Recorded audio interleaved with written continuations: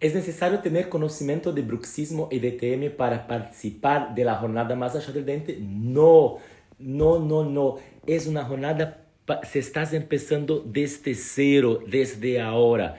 Y si ya tienes algún conocimiento en bruxismo y DTM, vengas que vas a aprender y vas así a actualizar con muchas prácticas. Vas a actualizar tu tratamiento, vas a actualizar tu diagnóstico, vas a aprender un mapa mental paso a paso de diagnóstico y tratamiento del bruxismo y de la DTM y vamos a hacer junto una práctica, entrenamiento práctico en férulas oclusales, donde vamos a hacer un hands-on de una férula muy importante para bruxismo y para DTM. Está increíble, estoy contigo.